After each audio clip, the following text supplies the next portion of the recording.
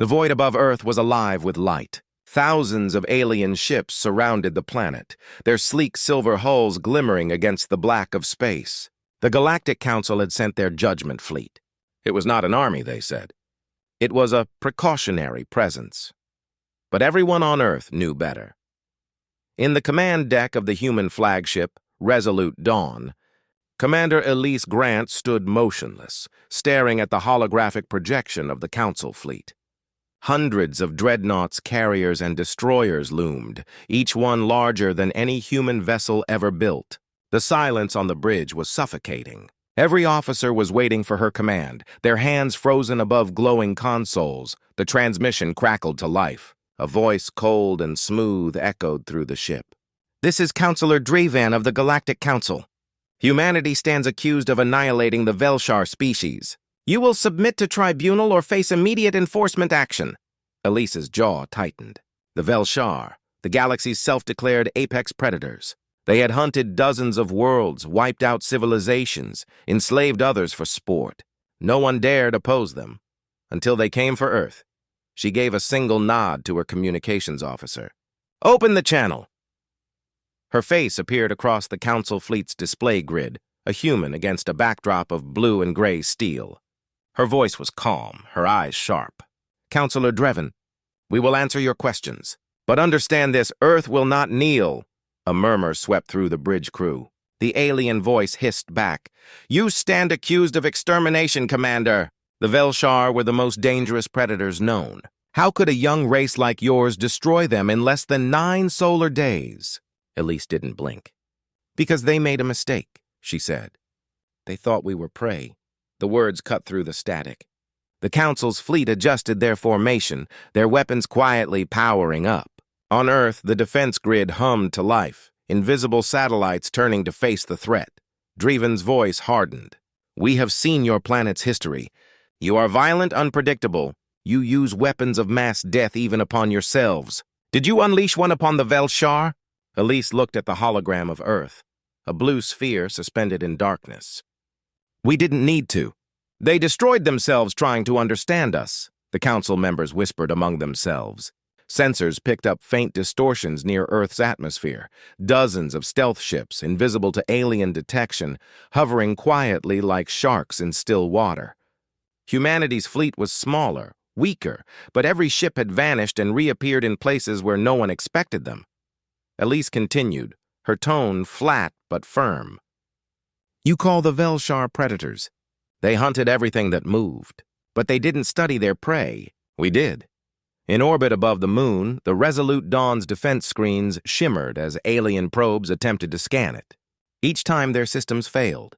The ship's AI counterhacked with blinding speed, feeding false readings. To the Council fleet, it appeared as if Earth's vessels were flickering in and out of reality. Inside the chamber aboard the lead Council flagship, Draven's long, scaled fingers tightened around his staff. He turned to his fellow delegates. "They possess no weapons that match ours, and yet they eradicated the Velshar." His yellow eyes narrowed. "How?" On Earth, people watched the broadcast live. Billions of humans stood silent before glowing screens, seeing their representative face the most powerful rulers in the galaxy. No one breathed. No one spoke. Elise gestured toward her science officer. "Play the footage." The lights dimmed. A single video appeared in the chamber, an intercepted recording from the Velshar fleet's final moments. The image showed their warships descending on a human colony. The Velshar commander laughed as he gave the order to fire. The feed cut to static, then returned to show the same ships tearing themselves apart. One by one, they turned their weapons inward, firing into their own hulls, until nothing was left but glowing debris. The counselors recoiled. Draven's voice shook. "What weapon did you use?" Elise folded her arms. "We used understanding. We studied how they hunted, how they communicated, how they thought. They saw fear as weakness, so we gave them something they didn't understand: silence. We stopped running. We stopped talking. We let them come closer, believing we were hiding. When they entered our trap, we sent a single signal into their hive network. Just a few words." She leaned forward, her eyes steady. "We told them what they really were." The council waited. Draven hissed. "What words?" Elise answered softly. "We said you are not hunters. You are prey." The chamber fell silent. Even across the transmission link, the tension was suffocating.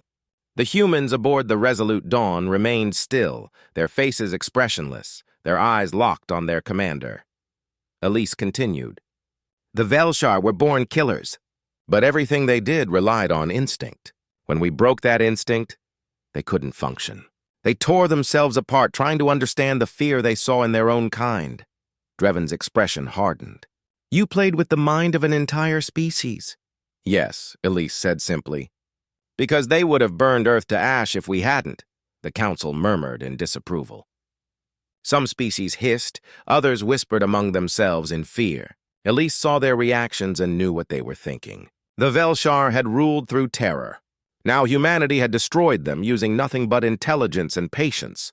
The counselor raised his staff. "You claim self-defense, but your silence during those days, your lack of communication was an act of deception. It destabilized entire sectors. You will face consequences." Elise smiled faintly. "Perhaps. But we don't answer to those who stood by and watched while monsters hunted us." She ended the transmission. On the bridge of the Resolute Dawn, the crew waited for the inevitable. Alien ships adjusted formation, their weapons ready, but none fired. No one wanted to be the first to test humanity's unknown power. Elise walked to the viewport, watching the endless black sea of ships above Earth. Her voice dropped to a whisper. "Let them come." Minutes passed. No one moved. Then slowly the council fleet began to pull back. The fear was unspoken but clear. The same species that had wiped out the galaxy's greatest predators without firing a single shot was not to be provoked. Back on Earth, billions watched the stars brighten as the alien ships vanished into hyperspace. The planet was safe. For now. In the silence that followed, humanity understood something new. They had entered a galaxy ruled by fear, but they had changed the order. The predators were gone, and the council had seen what humans could do when cornered. Elise turned to her officers. "Send word to the colonies. Tell them the Velshar are no more." Her second-in-command hesitated. "And the council, ma'am? What if they decide to punish us?" Elise looked out into space where the alien fleet had fled. "They won't. They're predators too. And predators don't pick fights with something that kills monsters." The bridge lights dimmed as the ship powered down. In the darkness, the crew watched the faint blue glow of Earth below them. Humanity had survived its first test in the stars. Far beyond the solar system, the council's ships regrouped in silence. Draven spoke to his aides, his tone low and uneasy. "They use no weapons, no armies, just understanding and patience. That is not a prey species. That is something far worse." His second officer asked softly. "What are they, then?" Draven turned toward the hologram of Earth, its oceans gleaming beneath the sun. "They are what comes after the predators. And across the galaxy, every species that had once called itself Apex began to fear the one that never claimed to be." The alien fleet appeared over the colony world of Varen 6 without warning. Dozens of massive ships, black and alive with shifting veins of energy, blotted out the sky. Each vessel was shaped like a blade, long and curved, shimmering with the blue light of the Velshar predators. The creatures inside were said to be older than most stars, feeding on other civilizations for sport. They came without warning, struck without mercy, and vanished before anyone could react. For days, the people of Varen 6 had seen nothing but static on their long-range sensors. The stars had disappeared behind a strange distortion field. No messages reached Earth, no signals escaped the system. The colony's defense grid, built for pirates and small raiders, was nothing against this kind of power. On the surface, Captain Marcus Hale stood on the roof of the command center, staring at the alien ships burning through the upper atmosphere. He had already ordered evacuation, but there was nowhere to run. The colony shuttles were slow and the aliens were too fast. Behind him, his communications officer shouted, "They're broadcasting something!"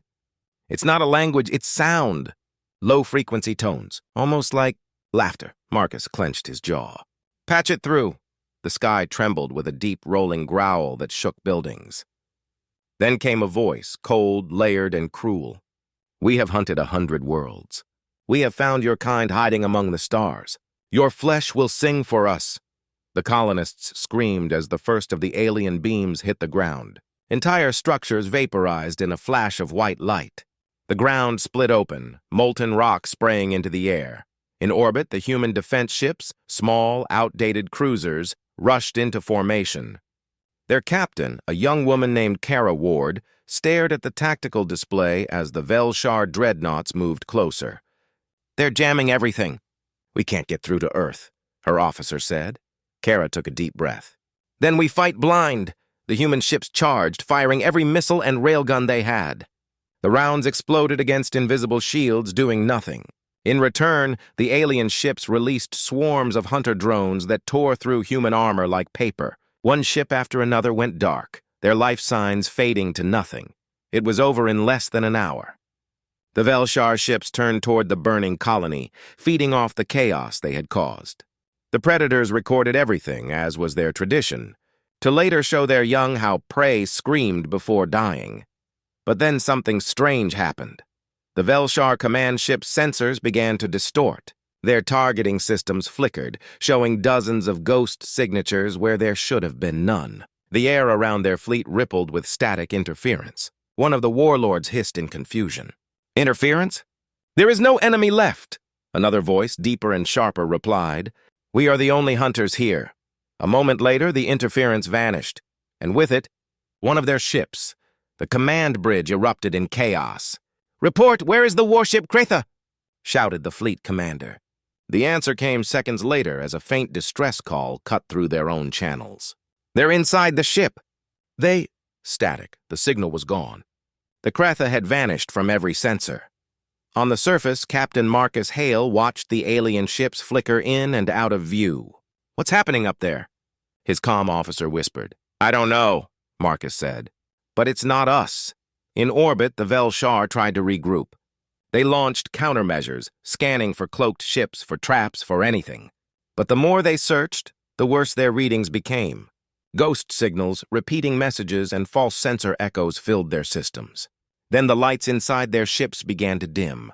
Without warning, their own drones turned against them, firing on the dreadnoughts. The fleet dissolved into confusion. Warlords screamed in rage as their ships tore into one another. In less than a minute, half of the Velshar armada was gone, consumed by friendly fire and malfunctioning systems. Inside the command vessel, the lead warlord slammed his claws against the console. "Who dares?" he hissed. "Show yourselves!" A voice answered through the comm channel. Human. Calm. "We told you not to come." The warlord froze. "Human? You should not exist. You are nothing." "We destroyed your colony!" "You destroyed a shell," the human voice replied. "Varan 6 was empty days before you arrived. We left the beacons to lure you in." The Velshar realized the horrifying truth. The humans had been watching them, letting them think they had won while feeding them false data. The interference, the static, the ghost signals, it was all part of a trap. "Your kind called yourselves apex predators," the human voice continued. "But you hunt with noise. We hunt with silence." The transmission ended. The Velshar fleet commander tried to issue retreat orders, but their navigation system refused to respond. Every jump coordinate redirected them back toward the planet's gravity well. Their drives overheated. Their shields flickered, and then, one by one, their ships began to explode. Far above, cloaked human cruisers, smaller, hidden in the shadow of Varan's moon, watched the entire event unfold. Commander Leon Ortez stood on her bridge, her expression cold. "Confirm total wipe," she ordered. "Confirmed. All enemy vessels neutralized. No survivors. Transmit to Earth Command," she said. "Operation Ghostnet successful." As her fleet turned away, one of her officers asked quietly, "Do you think the Council will believe us when they find out what we did?" Leanne looked at the dying fires on the planet below. "They don't need to believe us. They only need to fear us." Back on Earth, weeks later, the Galactic Council finally received fragments of the Velshar distress calls. The transmissions were broken and filled with static, but one phrase repeated in their language. It took the Council translators days to understand it. When they did, their scales turned pale. The phrase said, The prey are hunting us. The council convened immediately. No one had ever destroyed a Velshar fleet before. Whole alliances had fallen trying. Yet the humans had done it silently, without warning and without open warfare. It made the galaxy tremble. Meanwhile, Earth remained silent. No explanations, no messages. The council sent probes and envoys, but none were answered. In the dark of space, inside a hidden command facility orbiting Jupiter, Commander Leon watched classified footage replay on her screen. The Velshar's ships tearing themselves apart, the colony burning and then vanishing into silence. She closed the feed and leaned back. "They thought fear made them strong," she murmured. "But fear blinds hunters." Her adjutant asked, "What now, Commander?" Leon looked out the viewport at the fleet gathering near Jupiter's shadow. Hundreds of human ships, their engines dark, their signals masked. "Now," she said, "we wait for the next predator to make the same mistake." Across the galaxy, other species whispered of the event.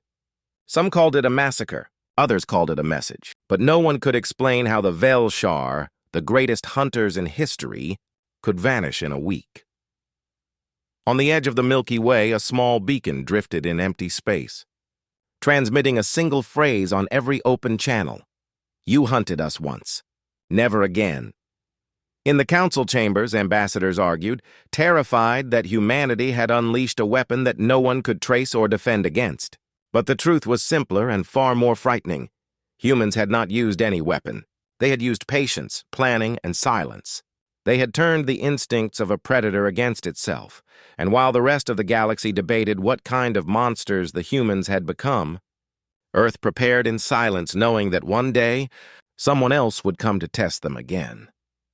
When that day came, humanity would be ready, not as prey pretending to be hunters, but as something new, something worse, the kind of creature that waits in the dark, unseen, until the predator steps too close.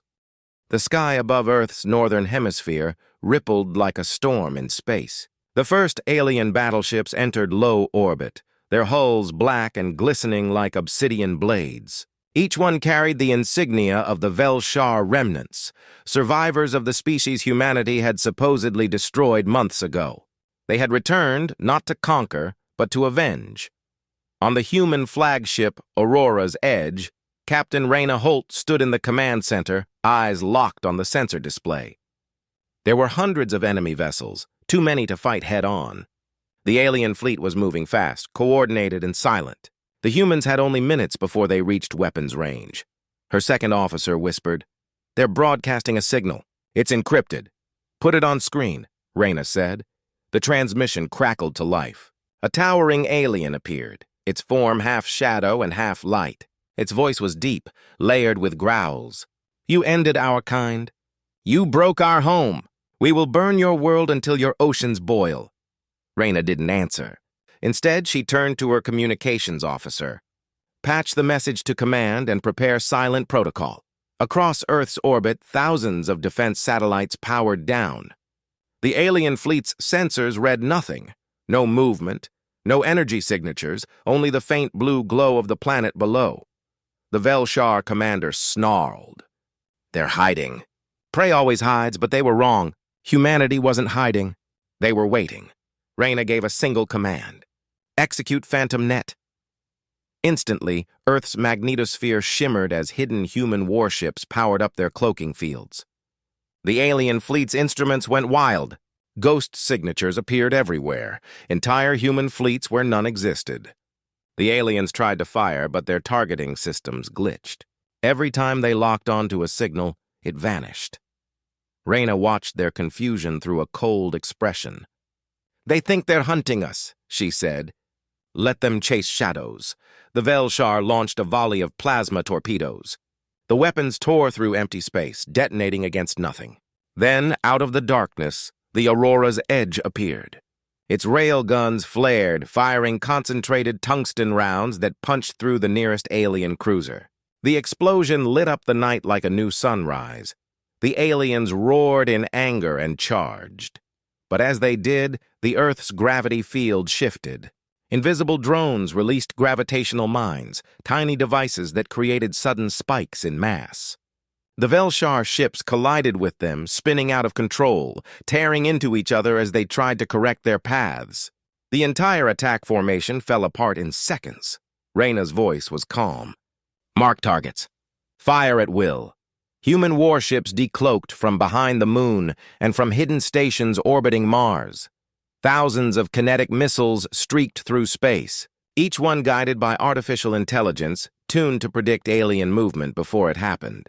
The missiles curved, dodged counterfire, and struck perfectly. Within minutes, half of the Velshar fleet was burning. The alien commander, desperate, opened all communication channels. "You cannot destroy us all!" he roared. "We are predators born from the stars themselves."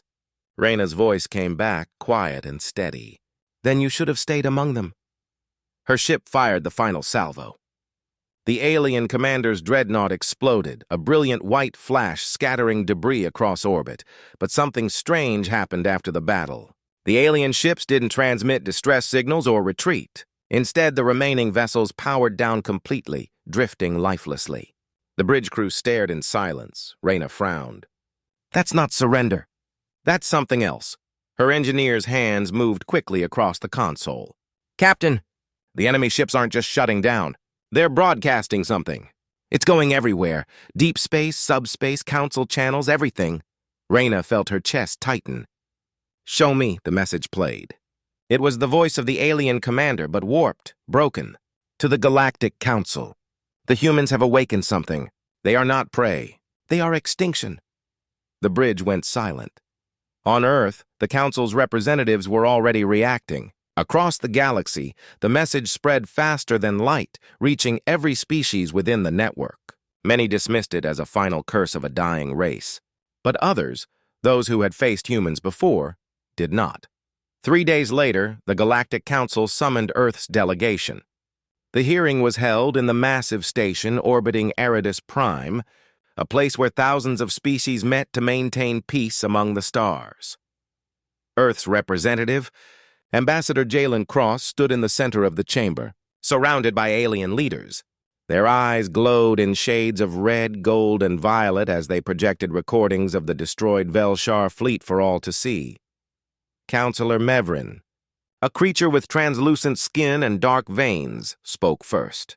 "You destroyed them again. We saw your fleets vanish, strike, and vanish again.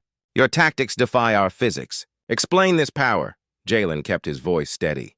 "It isn't power. It's preparation. We've been hunted for centuries by our own kind, by nature, by extinction itself. We learned how to survive. That's what you saw." Another voice, low and accusing, rose from the chamber. "Survival does not require extermination." Jalen looked up at the hologram of the burned alien worlds. "Tell that to the Velshar's victims." The council grew restless. Some murmured agreement, others whispered in fear. The idea of a young race defeating apex predators twice was unthinkable. The balance of power in the galaxy was shifting. Counselor Mevrin leaned forward. "What were your losses?" Jalen paused. "None." The chamber erupted in noise. Dozens of alien species shouted in disbelief. Mevrin slammed his claw against the podium. "You expect us to believe that your people fought hundreds of Velshar ships and lost nothing?" Jalen simply nodded. "They never touched us. Because we knew how they thought. They believed fear controlled prey. We used that belief to control them." Mevrin's tone turned sharp. "You weaponized psychology." Jalen didn't deny it. "Yes, we didn't need to build bigger guns.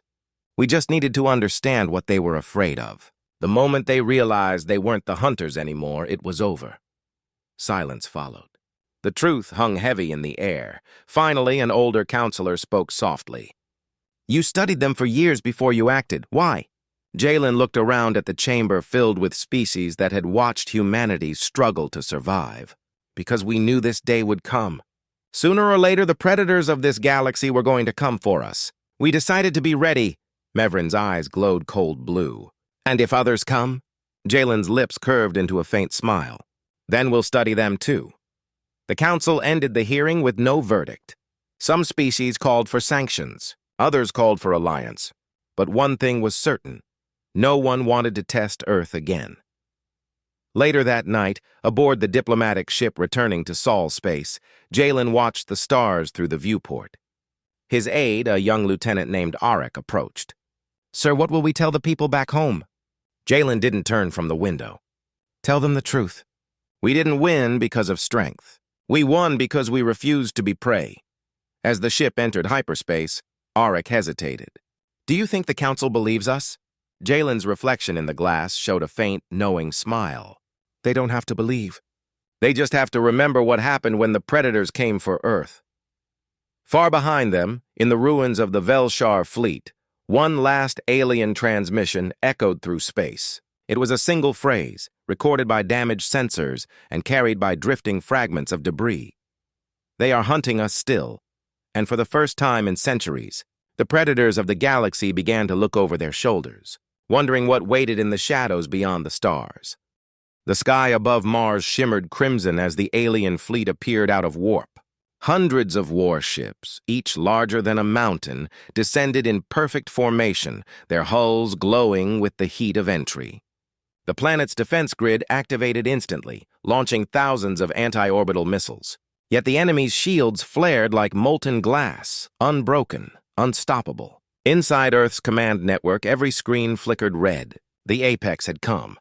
The species once believed extinct, exterminated by humanity's war centuries ago, had returned.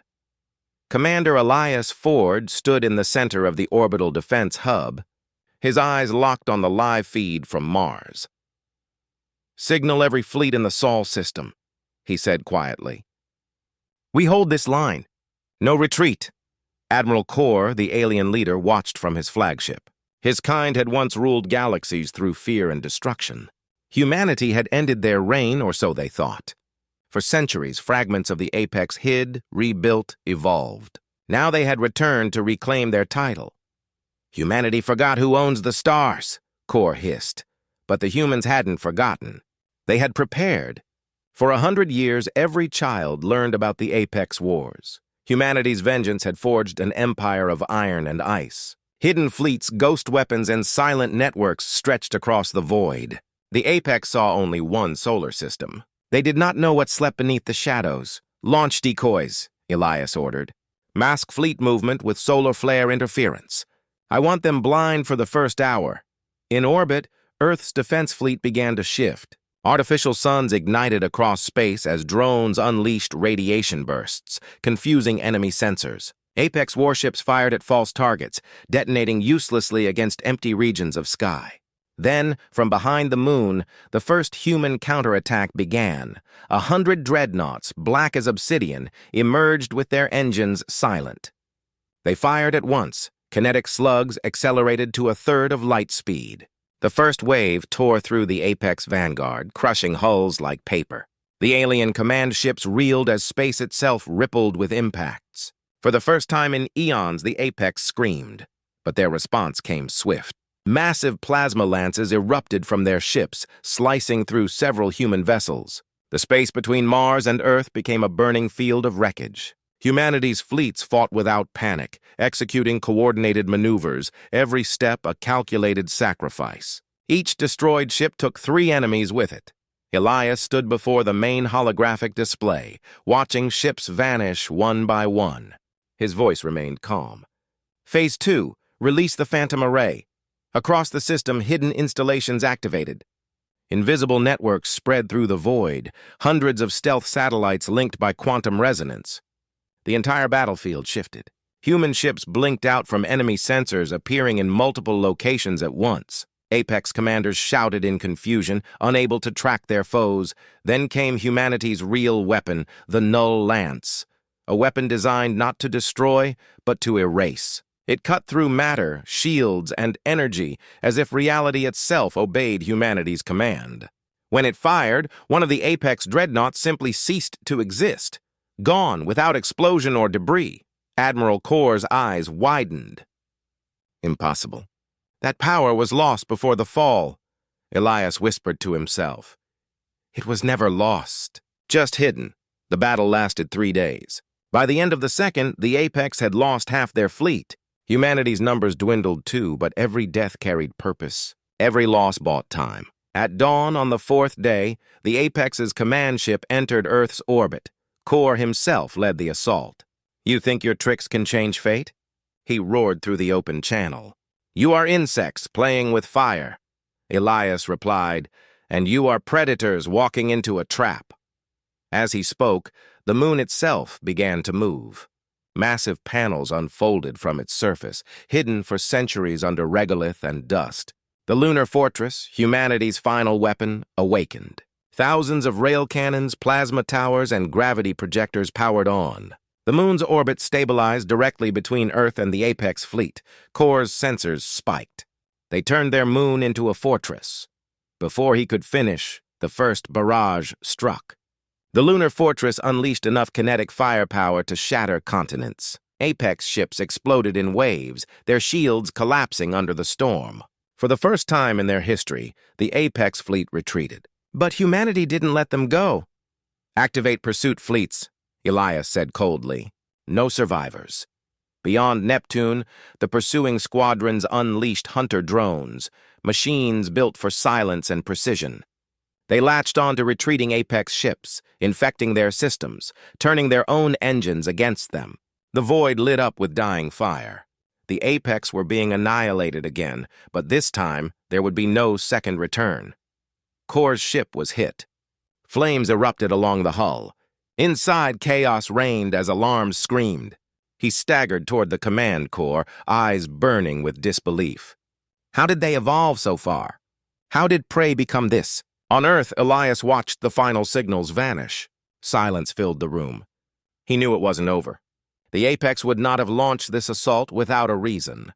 "Prepare long-range scans," he ordered. "They're hiding something." Moments later, the readings arrived. Beyond the edge of the galaxy, at coordinates uncharted by any race, a massive structure stirred. It wasn't a fleet. It was a world-sized forge, ancient and alive. The Apex hadn't come to conquer. They came to awaken their god. Elias stared at the data in silence. Around him, the command center buzzed with unease. Humanity had won the battle, but something darker was rising. A shape too large to be a ship. A mind older than any civilization. He looked out at the stars. "Signal the council," he said quietly. "Tell them we've seen what's coming." "And tell them we're ready." In the deep void, the Apex forge pulsed once, sending a wave of energy across space. Every sensor in the galaxy flickered. On hundreds of worlds, alien leaders stared at their screens, terrified. Humanity stood on the brink again, not of defeat, but of something far more terrifying, because when predators rise, humanity doesn't flee. It prepares to hunt. And this time, the galaxy would learn why no one should ever let humans finish what they start. The stars above Earth were no longer peaceful. They burned red with warnings.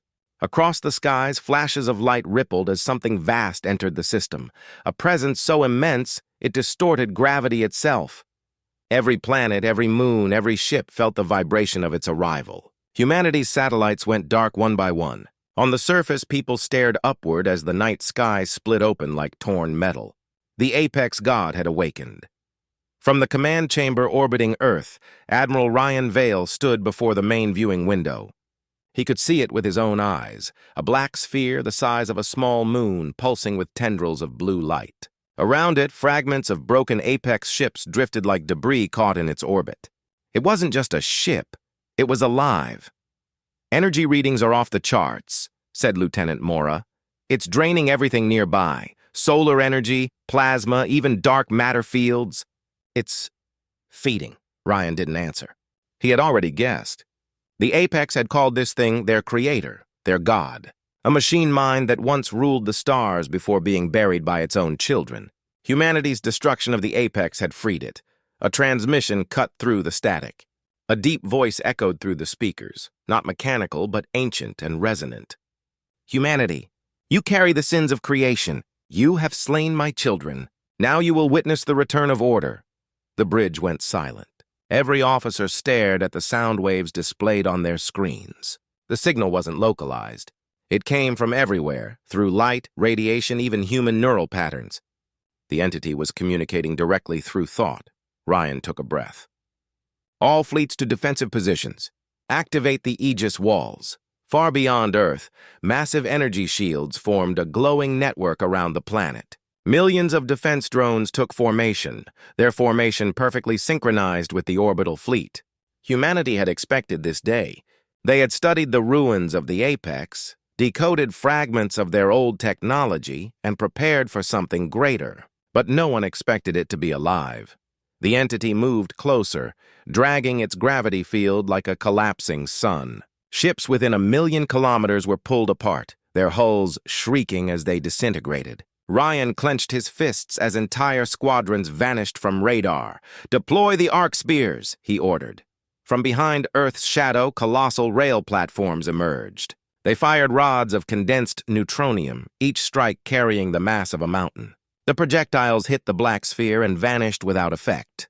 The creature's surface rippled like liquid and reabsorbed the energy. "Impossible," Mora whispered. "It's adapting," the entity's voice returned. "You cannot destroy what created the predators. You are a mistake, an anomaly of defiance." Ryan turned toward the communications officer. "Patch me through to all colonies, all fleets. Everyone needs to hear this." Within minutes, every human world, every outpost, every soldier across the galaxy heard the same voice, Ryan's. His words were calm, measured, and certain. "Humanity stands before extinction again. We have faced gods before. We have destroyed them. This one will be no different," the signal echoed through the stars. And across the fleet, men and women prepared to die for a cause that stretched beyond survival. They were not fighting for life. They were fighting for proof that humanity would never kneel again. The entity extended beams of blue light toward Earth's orbit. They struck the Aegis walls, sending ripples of distortion. Massive cracks formed in the defense grid. Entire sections collapsed. Earth's atmosphere began to tremble. "Admiral, shields are failing," Mora shouted. Rian's eyes narrowed. "Good. Now it will see what's beneath them." As the shields broke, the planet's crust shifted. From deep within the oceans and polar regions, enormous structures rose, ancient machines buried for centuries. Humanity's true weapon, the Leviathans. Each was a mobile fortress the size of a continent, built during the last Apex War and sealed away to prevent their use. They rose from Earth's depths with thunder and fire, ascending into orbit like steel titans. The entity paused. For the first time, it hesitated. Ryan whispered, "You thought you created monsters. You were right. But we became something worse. The Leviathans opened fire." Their weapons were not conventional. Massive gravitational beams, antimatter bursts, and temporal disruptors. Space bent under the assault. The entity screamed, a sound that echoed through every human mind. Ships shattered, debris vaporized, and stars flickered under the pressure. But it did not die. It retaliated with a single pulse of light. One Leviathan disintegrated instantly, its atoms unbound. The others held position, surrounding it in formation. The creature's core pulsed brighter, gathering energy. It was preparing to unleash a second strike, a wave powerful enough to erase the solar system. Rian turned to his officers. "We have one chance. Engage the Eclipse Protocol!" They stared at him in disbelief. The eclipse was only theoretical, a last resort. It required linking the consciousness of every human mind into a single network, creating a unified intelligence capable of rewriting energy fields. "Admiral, if it fails—" "It won't," he said. "Humanity isn't strong because of one mind. It's strong because of all of them." The command was given. Across Earth, billions of neural towers activated. Every human being, soldier, farmer, child, felt their thoughts merge into a storm of unity. The planet glowed with light as energy surged through the grid. Ryan felt the connection flood his mind. Every memory, every emotion, every will fused together. For the first time, humanity thought as one. The entity recoiled. "What have you done?" Ryan spoke, but his voice carried the weight of billions. "You call us an anomaly, but we are evolution." The human collective reached into the quantum field, shaping it, folding energy itself. The void around the apex god bent, and the creature's light began to flicker. Humanity's consciousness forced it inward, compressing its energy until even light could not escape. The entity screamed again, a final collapsing roar. "You were meant to obey." Ryan whispered, "We never do." And the god imploded. The explosion was silent. Space itself dimmed for a moment, then cleared. Where the black sphere had been, only faint dust remained. The war was over. As the link faded, humanity's minds separated once more. Silence returned to the fleet. The stars shone again, cold and endless. Mora looked at the Admiral. "It's gone." "We actually did it," Rian nodded slowly. "Not gone. Transformed. It's part of us now." Far below, on Earth's surface, the oceans settled. The Leviathans sank back into the depths, their task complete. Across the galaxy, alien races watched the recordings in silence. The Galactic Council convened within the hour, but none dared to speak against Earth. Humanity had faced the creators of predators and erased them from existence. When the Council finally opened communication with Earth, their representatives spoke in trembling words. "What do you intend to do now, humans?" Ryan looked out the window, watching the light of dawn rise over Earth's curve. "We rebuild. And we remember. Remember what?" the alien asked. He answered softly, "That even gods should fear the hands that made fire." The transmission ended. For the first time in history, the galaxy knew peace, not because of balance, but because fear itself now had a name. Humanity had survived extinction again, not by mercy or luck, but by will. And among the quiet stars, as the dust of their fallen enemies drifted in the void, the words echoed in every alien's mind, words that would be carved into galactic memory for eternity, considered apex predators until humanity annihilated them all.